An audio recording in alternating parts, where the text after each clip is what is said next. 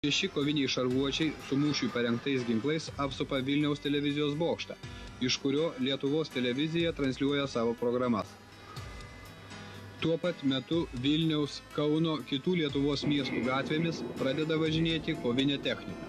Tankai, šarvuočiai, tanketės, sunkvežimiai su ginkluotais kareiviais. SR Sąjungos prezidentas reikalauja, kad Lietuvos Respublikos aukščiausioji taryba tučtuojau pripažintų veikiančią Lietuvoje jo šalies SR Sąjungos konstituciją. Į aukščiausiosios tarybos pirmininko kvietimą ateiti prie parlamento rūmų atsiliepė visa Lietuva. Žmonės atėjo čia ginti ir paremti savo valdžios.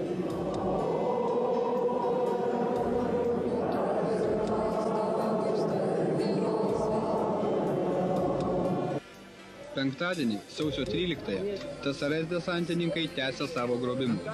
Karinė technika patraukia prie spaudos rūmų. Apie 2 valandą nakties prie Vilniaus televizijos bokšto privažiuoja gausybė karinės technikos.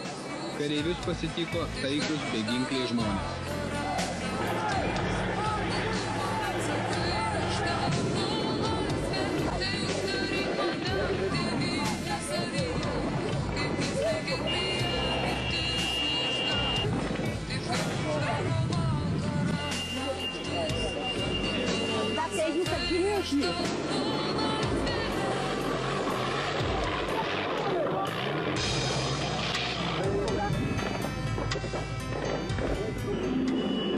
Beveik tuo pačiu metu nemažesnės karinės pajėgos privažiuoja ir prie Lietuvos radijo ir televizijos pastato.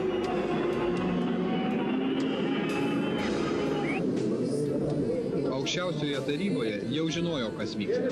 Rūmų viduje esantys savanoriai ruošiasi gintis, jei kariškiai sugalvotų pulti. Iš parlamente esančios improvizuotos televizijos studijos į Lietuvos žmonės kreipėsi Vytautas Landsbergis. Mėly žmonės, tikriausiai netenkame televizijos ir radijo. Tai yra skaudus netekimas mūsų padėtyje ir mūsų kovoje, bet tai toli gražu ne viskas. Gali būt, kad jie šiandien to apsiribos, gali būt, kad kasdieną ims po kokį kitą objektą, tačiau Lietuva gyveno be televizijos, išliko, kovojo, išsikovojo nepriklausomybės tada, 18 ir išsikovos vėl. Aš noriu Jums pasakyti, kad užsienyje yra Lietuvos vyriausybės ir mano pilnai įgalioti atstovai.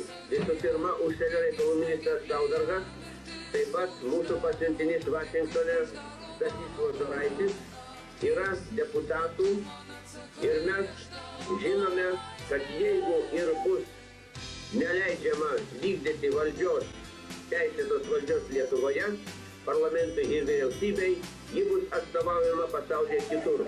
Jokios marionetės Lietuvoje nieko neapgaus.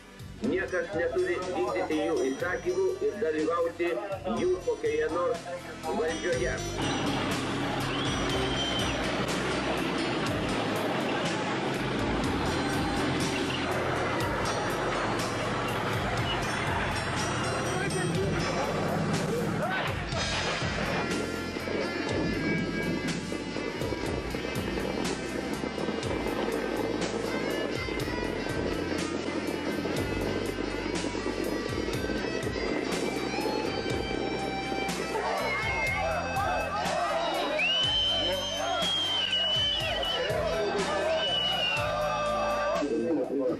Po kelių minučių milijonai televizijos žiūrovų savo ekranuose pamatė štai tokį vaizdą.